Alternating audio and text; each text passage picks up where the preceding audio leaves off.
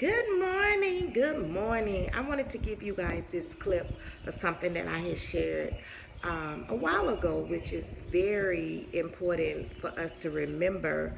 And so, when we are going through, we have to remember that we have a foundation. But you also need to set that foundation. You can't wait until the hiccups happen for you to get a foundation. So I want you to enjoy this clip. Talk to me in the comments about how you're feeling or how I can support you on building a foundation. So you guys have a great day. Watch the clip. Let's see what's going on with that foundation, and let's build a more solid, stable foundation for you and your spouse, but most importantly for you, so you can know how you need to walk on this journey as a woman, as a wife.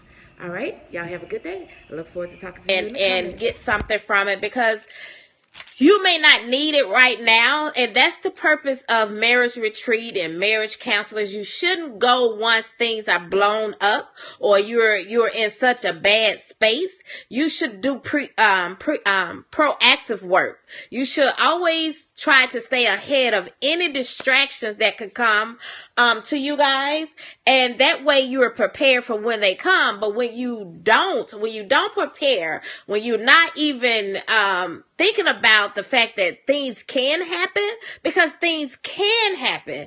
When you are so naive to it and you just think that your marriage is immune to certain things, when it happens, you are in total shock.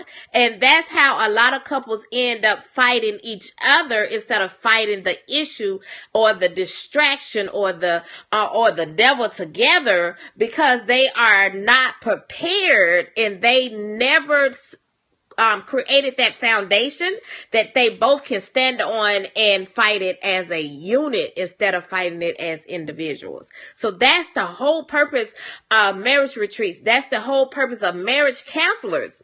Even though marriage counselors, you go to these things after you having a blow up, but just think about it. What if you had taken the time before the blow up to set yourselves up for success, so that when that issue came about, you're like, oh, hell, we already ready for it. We know what we gonna do. We can already identify who the problem is or what the problem is, and it's not really my spouse. Yeah, the devil used my spouse as the vessel to bring this distraction in, but it's really not my spouse. So let me not fight my spouse. Let me fight the to Let me fight the distraction. Let me get this devil off of my spouse back. Let me do what all it needs to be done to do that. And the only way you will be able to recognize that is if you took the time when things are good to prepare yourself for the things when and if they should happen. Because in marriage, there will be those hiccups. Anybody that tells you that they've been married for longer than 24 hours and they have not had a hiccup, yeah, they lying. They lying. Let's just keep it real. All marriages have hiccups. All marriages have issues. We are human, so we are going to hurt each other's feelings. We are going to sin because we are in a sinful state.